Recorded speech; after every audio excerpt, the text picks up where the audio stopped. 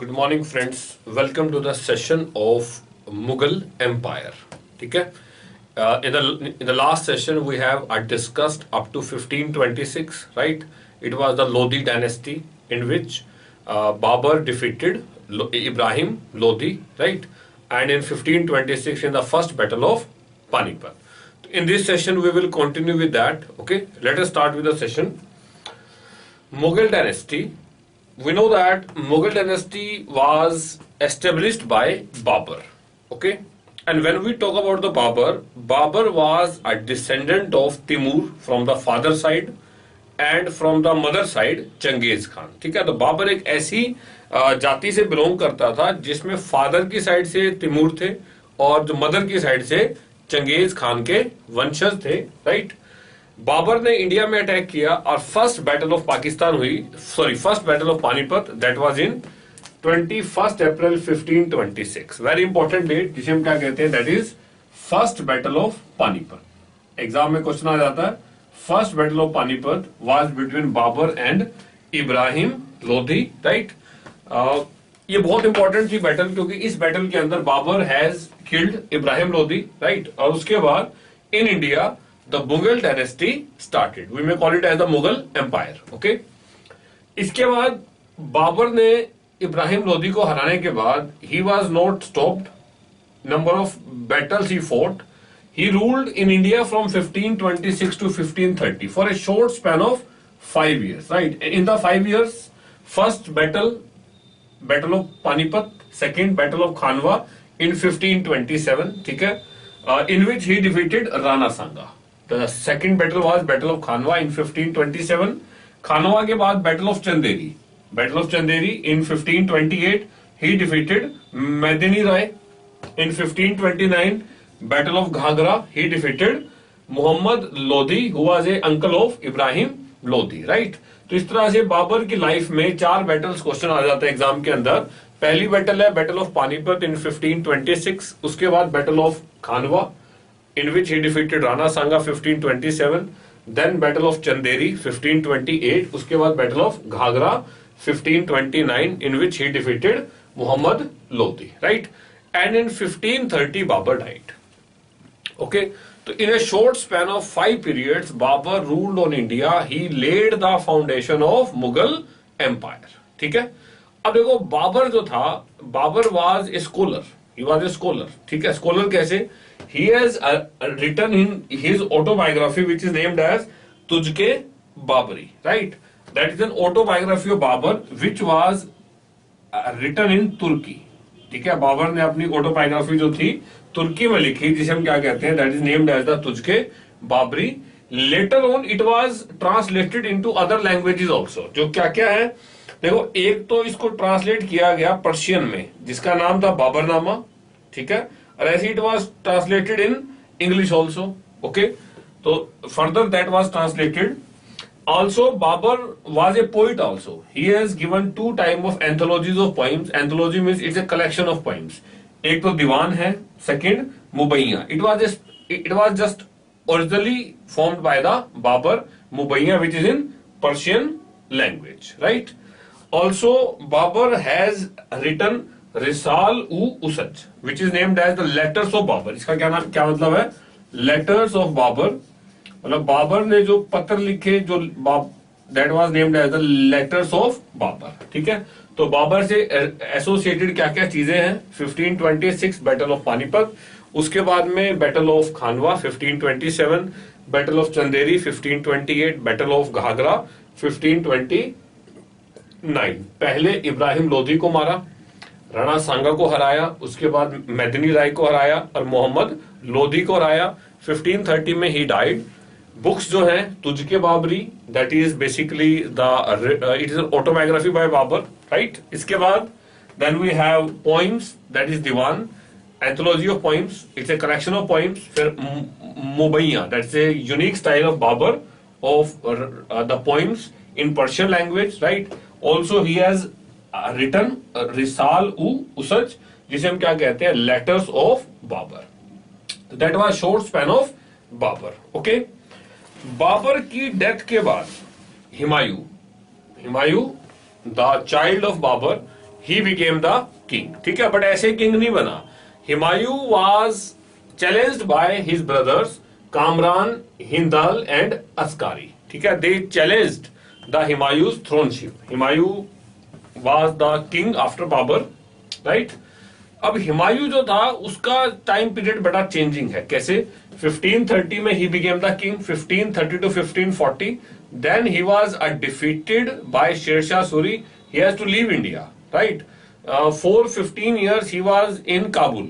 He was outside of India, right? After the death of the Sher Shah Suri, in 1555 he came back to India and ruled for 2 years. ठीक है, तो जब भी आप हुमायूं का time period पढ़ेंगे तो उसमें हमेशा गैप रहेगा 1530 से 1540 और उसके बाद में 1555 से 1556. और हुमायूं के जो ब्रदर्स थे कामरान, हिंदाल एंड अस्कारी. हुमायूं जो था उसने 2 बैटल फाइट करी शेर शाह सूरी के साथ में. First battle was battle of Chausa in 1539 in which he was defeated by Sher Shah Suri. और 1 साल बाद battle of Kannauj in 1540. After that the Mughal empire was ended from India and Humayun fled to Kabul and Afghanistan. मतलब इंडिया छोड़कर हुमायूं बाहर चला गया. 2 बैटल्स हुमायूं के बारे में फेमस है. पहले चौसा की बैटल हुई थी, सेकंड हुई थी battle of Kannauj in the year of 1539 and 1540, right? Again in 1555 he came back to India because in 1545 Sher Shah Suri died.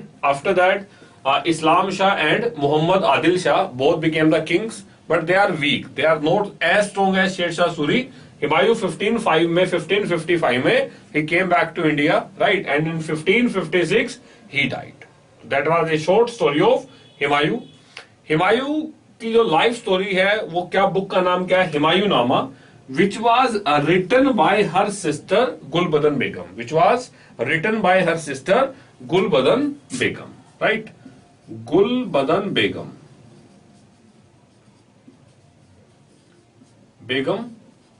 Humayun has established Deen Panah.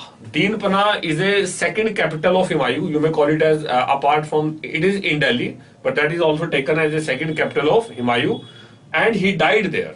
Died कैसे हुआ? लाइब्रेरी में सीढ़ियों से उतरते उतरते ही slipped and there he died Humayun and he was buried in Din Panah, right?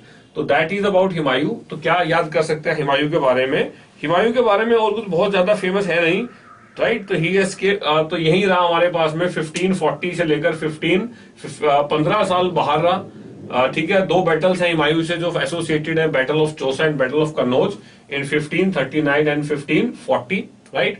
1555 came back to India. 1556 he died. Humayunama, it is the autobiography, or you may call it as a biography, because this was written by her sister, his sister Gulbadan Begum, and Deen Pana was established by Humayun. There he was buried. He died there while walking on the staircase. Right? अब हुमायूं जो 15 साल तक भारत से बाहर रहा, उस time period में क्या क्या इश्यूज थे? शेर शाह सूरी, एक छोटा सा पीरियड आता है बीच में, which is named as a Sur empire, जिसे हम क्या कहते हैं? Sur empire. That was from the year 1540 to 1555, right? That was a time period of Sher Shah Suri. शेर शाह सूरी आज भी जाना जाता है because of that grand trunk road, जिसे हम जीटी रोड कहते हैं, Peshawar to Calcutta. It was the longest road in India till today also, that is named as GT Road, Grand Trunk Road. इसलिए शेर शाह सूरी का नाम इतिहास में अमर है. ओके, तो when we try to understand the history of the शेर Shah Suri was the son of Hasan Khan, right? Who was Jagirdar of Sasaram. It was in Bihar. शेर शाह सूरी के फादर का क्या नाम था? हसन खान. ठीक है, and he was the Jagirdar of Sasaram. तो as a after the death of Hasan Khan, Sher Shah Suri got the जागीरदारी ऑफ दैट प्लेस सासाराम. ठीक है, Sher Shah Suri was very acute, very, and he has all the administrative capabilities, and because of that he tried to empower him, right? And in that what he has done, he joined Babar in 1527 to 1528 for his services. मतलब बाबर के यहां भी उन्होंने काम किया, right? Sher Shah Suri को चुनार मिला. चुनार कैसे मिला? By marrying the daughter that named as Lad Malika the widow of the governor of Chunar fort, ठीक है। तो शेरशाह सूरी ने चुनार फोर्ट को अपना बनाया, कैसे? वहां की जो विडो थी उससे मैरिज करके लैड मल्लिका से he made Chunar of himself, right. And Sher Shah Suri ने 2 बैटल फाइट करी, battle of Chausa, battle of Kannauj. In both battles he defeated Humayun. 1540 में हुमायूं जब कंप्लीटली इंडिया से बाहर चला गया, उस टाइम पर Sher Shah Suri has established Sur empire, ठीक है। But Sher Shah Suri was king for just 5 years. He also died early, right? But in that 5 years he has made so much administrative reforms. उनके द्वारा किए गए रिफॉर्म, उनके द्वारा किए गए काम आज भी जाने जाते हैं। एग्जामिनेशन में क्वेश्चन आता है रुपया, कॉइन, जो रुपया हमारी इंडिया की जो यूनिट है जिसे हम रुपया कहते हैं, तो that coin was made by Shershah Suri. That coin was started by Shershah Suri. Second important point about the Shershah Suri is GT Road. That is about the GT Road, Grand Trunk Road from Calcutta to Peshawar. You may call it as from Peshawar to Calcutta. Peshawar to Calcutta. ठीक है। अब grand trunk road का बहुत importance है, because by making the grand trunk road Peshawar से कलकत्ता तक को rule करना, because it passes through the whole north of India, that becomes very easy. और ग्रैंड ट्रंक रोड के ऊपर शेरशाह सूरी ने काफी पेड़ लगवाए, जगह जगह पर सराय खोली, number of things he has done, right, जिससे कि इस पूरे जो बेल्ट पर रूल करना काफी आसान हुआ। नेक्स्ट, शेरशाह सूरी ने लैंड टैक्स रिफॉर्म्स किए, ठीक है। एवरेज 1/3 फिक्स कर दिया, 1/3 of the output would be given as a tax. So that all things was established by the Shershah Suri. Apart from that, Shershah Suri के टाइम पर land reforms के अंदर पट्टा और कुबूलियत, ठीक है। पट्टा क्या होता है? Patta is basically the title deed, ठीक है। जैसे आपने जमीन ली तो पट्टा लिखा जाएगा उसका, that is the title deed की लैंड आपकी है। एंड कुबूलियत मींस इकरारनामा आपने एक्सेप्ट करा, that is basically the deed of agreement. कुबूलियत जिसमें आपका एग्रीमेंट है विद दैट द लैंड। तो इस टाइम पीरियड के अंदर जो टैक्स था that was directly collected by the state government, means Sher Shah Suri जो the concept of the zamindar was ended, तो that was the by Sher Shah Suri. Apart from that, Sher Shah Suri ने अपने पूरे एम्पायर को ही divided the whole empire into the small units. जैसे सबसे पहले ग्राम, ग्राम इज द स्मॉलेस्ट, राइट। ग्राम के बाद परगना, परगना के बाद सरकार, सरकार के बाद इक्ता। तो ग्राम को आप क्या कह सकते हैं? You may call gram as the village, pargana as the taluka, sarkar as the district and iqta as the province. तो हम क्या कह सकते हैं? Gram was the smallest which is basically named as village, pargana was taluka, उससे थोड़ा बड़ा हुआ, sarkar was the district and iqta was the province, right. और इनके जो हेड थे, the head of the pargana, sorry, head of the gram or the village was Muqaddam आमिल, ठीक है। तो इसके कौन हेड होते थे? मुकद्दम आमिल, राइट। ऐसे ही परगना के क्या हुए? शिकदार और मुंसिफ। फिर सरकार के क्या हुए? शिकदार ही शिकेदारान एंड मुंसिफ इन मुंसिफान, राइट। और ऐसे ही इक्ता जो बहुत बड़ा जो स्टेट हो गया एक तरह से, उसके हाकिम एंड अमीन, राइट। तो that is the Sher Shah Suri. अपने टाइम में Sher Shah has fought number of battles, उन्होंने कई जगह पर कब्जा किया, ठीक है। Kalinjar, in the battle of the Kalinjar, while defeating Kalinjar he died in 1545, right. And after the death he was buried in Sasaram which was his birth place, ठीक है। शेरशाह हैज मेड पुराना किला, जो शेरशाह के नाम के साथ जो इमारत आती है, जो बिल्डिंग आती है, that is named as the Purana Qila, that is associated with the name of the Sher Shah, right. Apart from that, after the death of the Sher Shah, Islam Shah and Mohammad Ali Adil Shah, both were the king but they were not so much strong, and Humayun has defeated Muhammad Adil Shah, and after that again Humayun regained his power in 1555, जो मैंने आपको यहां बताया, and 1556 he died. So in this session we just understood the 3 great rulers, Babur, second Humayun, after that Sur Empire for a span of 15 years, a small time period for Humayun as well as small period for Babur. So in the next chart we will try to understand Akbar, because Akbar was the greatest Mughal empire. Akbar से काफी चीजें associated हैं, any number of exams Akbar पे question आते हैं, तो next chart के अंदर we try to understand about Akbar.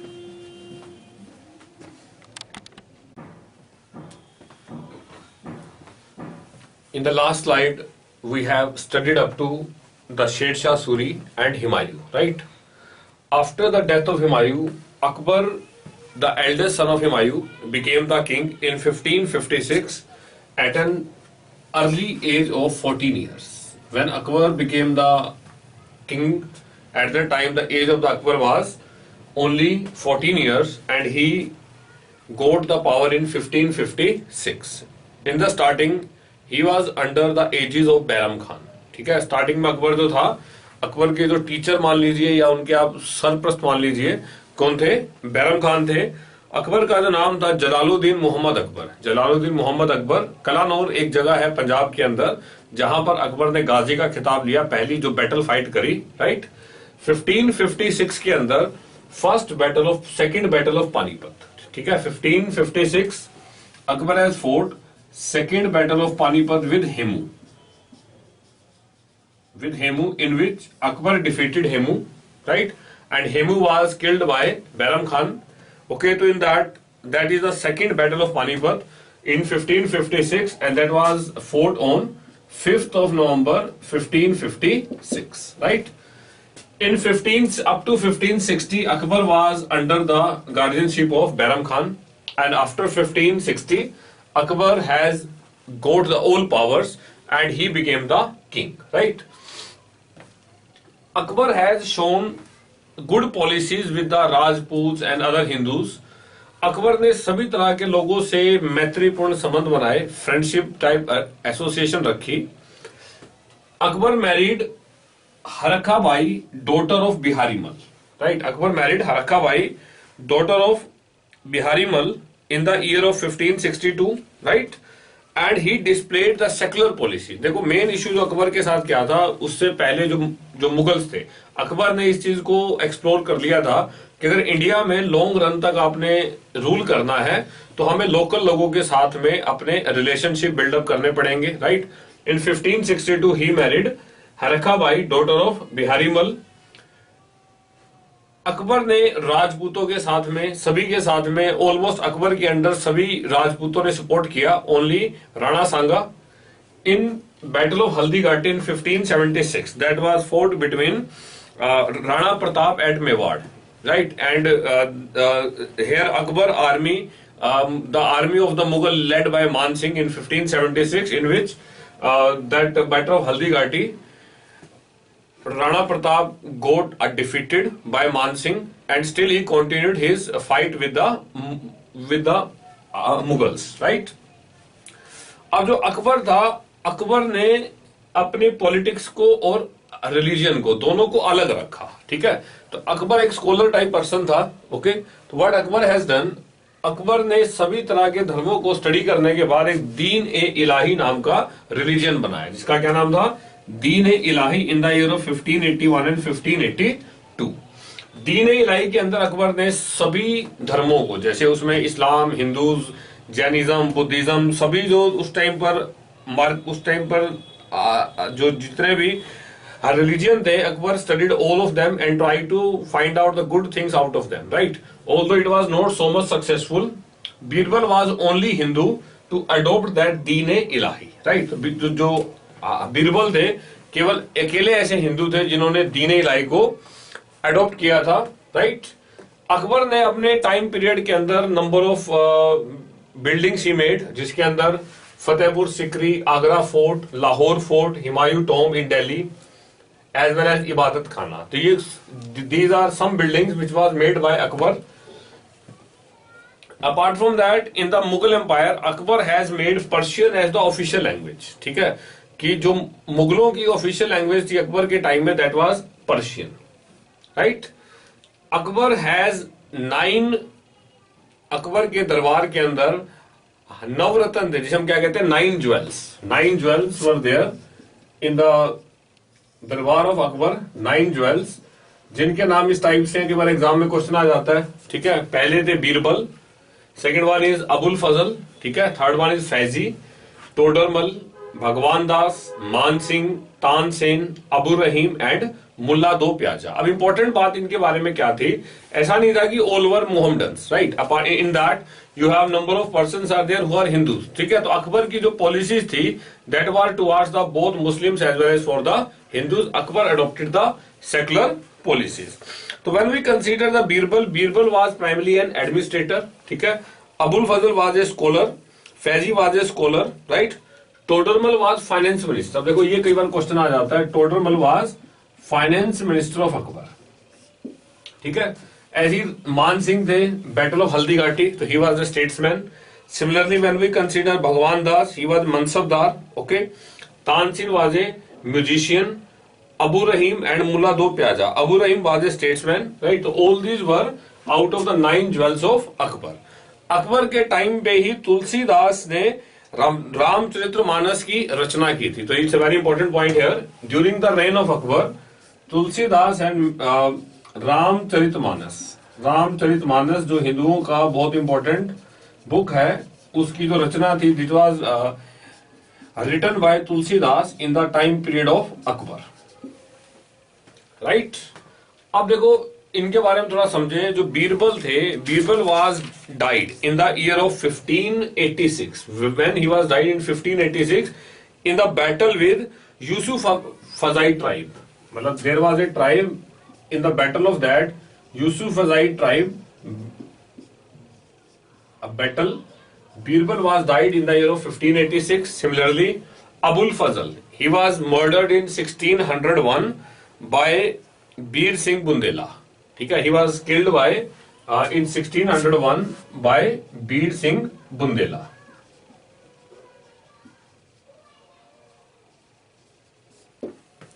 Okay, and when Akbar died in the year of 1600, Akbar died in the year of 1605.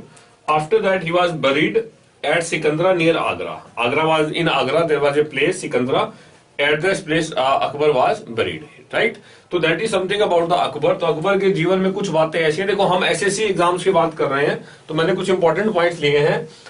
Second battle of Panipat Akbar से और अकबर और हेमू 1556 में, 5 नवंबर 1556 में। उसके बाद अकबर की जो मैरिज हुई थी हरका बाई, डॉटर ऑफ बिहारी मल। हल्दी घाटी की जो बैटल है, वैसे अकबर ने बहुत बैटल फाइट करी, बट उसमें जो इंपॉर्टेंट बात करेंगे हल्दी घाटी 1576 में राणा प्रताप के साथ में, ठीक है, जहां पर अकबर की जो मुगल सेना थी that was being by Maharaja Man Singh. Then Dine Ilahi he made a religion name is Deen Ilahi. Apart from that, number of buildings he made: Fatehpur Sikri, Agra Fort, Humayun Tomb in Delhi, Lahore Fort, right, as well as Ibadat Khana. Akbar has 9 jewels in his in the Darbar. Birbal, Abul Fazl, Faizi, Todramal, who is considered as a finance minister of Akbar. Bhagwan Das, Man Singh, Tansen, right? Tansen was a musician. Abu Rahim and Mulla Do Piyaza. Akbar के time पे ही तुलसीदास ने रामचरितमानस लिखी थी, ठीक है। And Akbar was buried at Sikandra near Agra. It's a place where Akbar was buried. तो this is about the Akbar.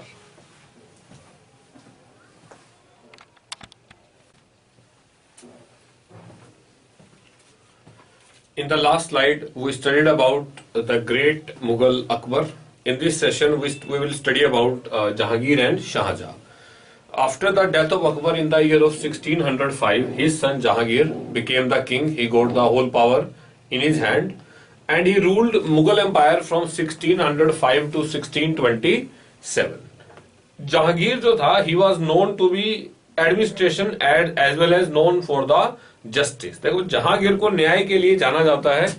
Jahangir ने अपने फोर्ट के अंदर या अपने दरबार के अंदर ही मेड जाहिर इल अदल, that is a chain of justice. क्या नाम था इसका? Chain of justice. ये एक तरह की एक चेन, मतलब इसको कहते हैं ना, एक चेन बनाई उसने, जाहिर इल अदल।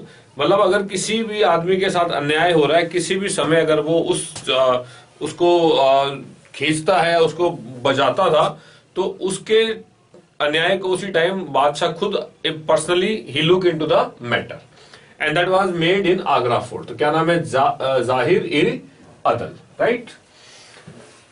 1611 के अंदर Jahangir married Mehr un Nisa, she was the widow of Sher Afghan, जिसे हम नूर जहां के नाम से जानते हैं।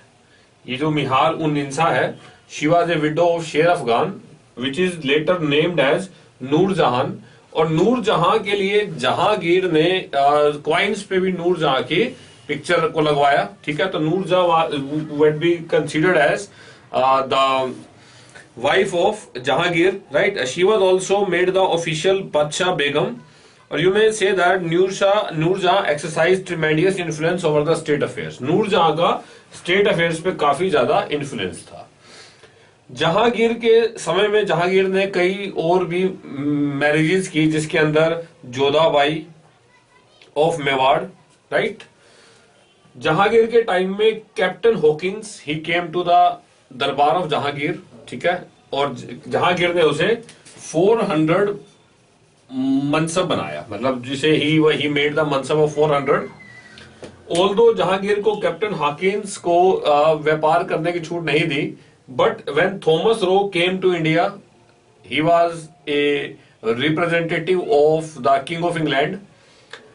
He got permission from the Jahangir. In the starting, Jahangir resisted for that. Jahangir ने मना किया, उसके लिए काफी ज्यादा प्रॉब्लम हुई, बट धीरे धीरे काफी प्रेशर क्रिएट करने के बाद थॉमस रो को got the trading port in Surat for East India Company to establish a trading port in Surat. तो ये जो एक डिसीजन था एक ट्रेडिंग पोर्ट बनाने का सूरत के अंदर, यही डिसीजन जहांगीर का पूरे भारत को ले डूबा।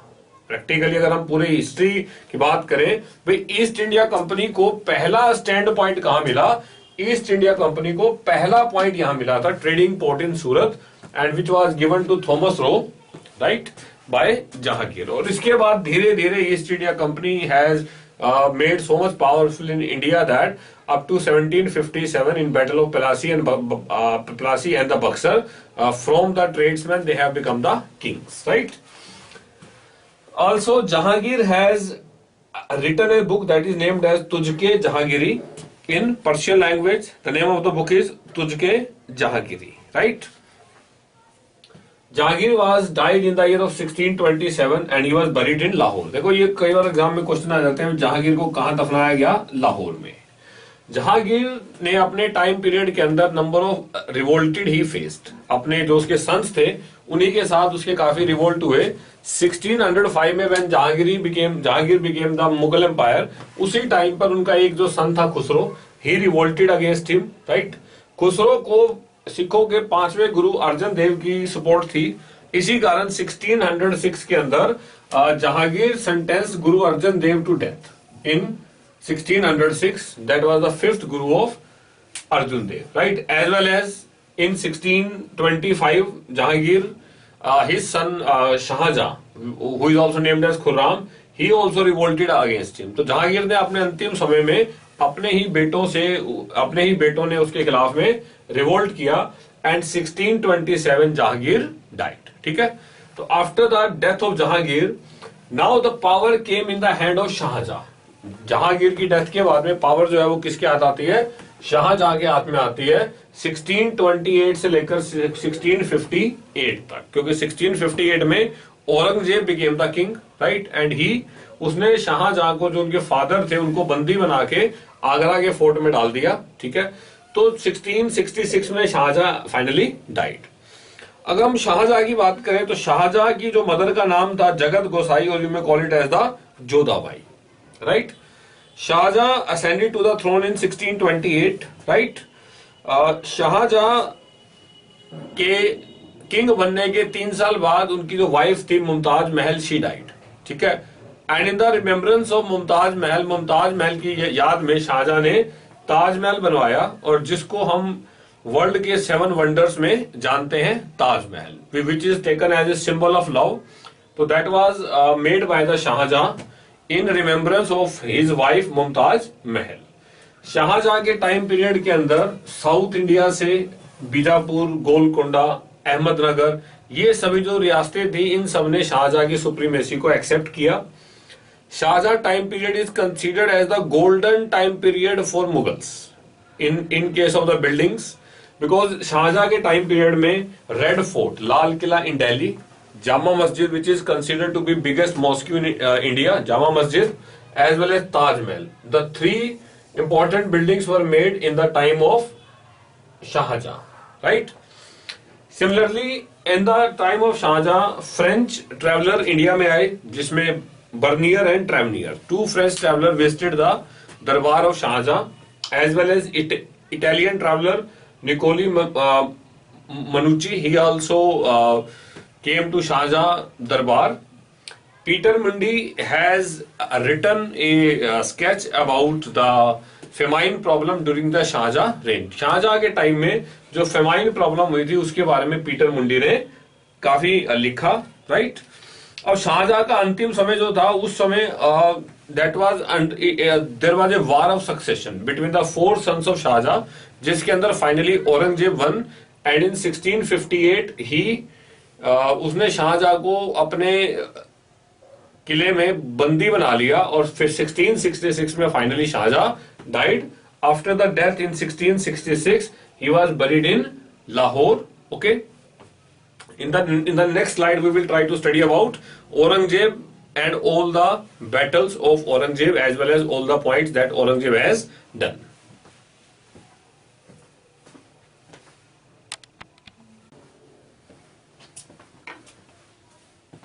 In the last slide we have studied about Jahangir and Shah Jahan.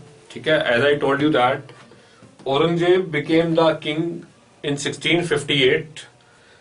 Shahjahan था, शाहजहां के फोर सन्स थे, four sons of Shah Jahan, Dara Shikoh, Shah Shuja, Murad और औरंगजेब. दारा शिको को शाहजहां काफी पसंद करता था because he was a scholar as well as of a person of the good heart. ठीक है, बट औरंगजेब स्टार्टिंग से ही पावरफुल था, राइट? तो औरंगजेब ने 1658 तक ये सक्सेशन की फाइट स्टार्ट हो गई थी जिसमें औरंगजेब ने एक एक करके अपने तीनों भाइयों को हराया and he killed all his three brothers. And finally after the battle war of Deorai in 1659 Aurangzeb became the king. 1659 में जो वॉर ऑफ देवरी थी, देवरी के वॉर के बाद में औरंगजेब किंग बना. ठीक है, औरंगजेब को आलमगीर का टाइटल दिया गया. औरंगजेब का टाइटल क्या है? आलमगीर का. जैसे शाहजहां को शाहजहां है, जहांगीर है, जहांगीर को हमने देखा title of justice and administration. ठीक है, ऐसी औरंगजेब को टाइटल था, क्या था? आलमगीर का. औरंगजेब ने 1658 से लेकर 1707 तक he ruled the Mughal empire. So long period of 50 years. देखो, इतना लॉन्ग पीरियड किसी ने रूल नहीं करा. और औरंगजेब के टाइम के अंदर आप ये मान के चलो पूरे इंडिया में, अफगानिस्तान, काबुल, कंधार, दूर दूर तक all are under the Mughal empire. ठीक है, that was the peak of Mughal empire, right? Aurangzeb died in the year of 1707 in Ahmednagar. Aurangzeb के टाइम के अंदर सिखों का, because Aurangzeb was a personality of favouring the Islam, right? Religiously काफी बाइगॉट था, फेनेटिक था औरंगजेब. तो उस टाइम पर गुरु तेग बहादुर सिखों के गुरु 1675 में he killed Guru Tegh Bahadur, right? और फिर उसके बाद में सिखों के जो 10th थे Guru Gobind Singh, he made the Khalsa. ठीक है, he made the Khalsa for fighting against the Aurangzeb, right? But during the Aurangzeb up to 1707 number of fights are being there between Guru Gobind Singh and the Mughals. He died in 1708 in Nanded, जिसे हम कहते हैं ना नांदेड़ के अंदर, it is near Maharashtra. There Guru Gobind Singh died, right? Similarly Aurangzeb ने मराठों के साथ भी काफी लंबा फाइट किया 1682 से लेकर 1727 तक. मतलब औरंगजेब ने 1682 में नॉर्थ इंडिया छोड़ दिया था. उसके बाद Aurangzeb shifted towards the south. तो वहां पर 25 इयर्स तक औरंगजेब और मराठों के बीच में फाइट चली, right? Aurangzeb is also named as the Zinda Pir. ये इतिहास में बात देखी गई है कि औरंगजेब अपनी जीविका के लिए, और you may call it as for his livelihood, वो टोपियां सिलता था. ठीक है, मतलब औरंगजेब इतना रिलीजियसली पक्का था कि वो टोपियां सिल के अपना खर्चा चलाता था. And he was the king, he was the Mughal empire, right? Also, Aurangzeb reintroduced jizya. Jizya is a tax on Hindus. Apart from that, Aurangzeb का शिवाजी के साथ में काफी फाइट रही, राइट। औरंगजेब के टाइम में शिवाजी जो थे, because Shivaji was the most powerful Maratha king, right.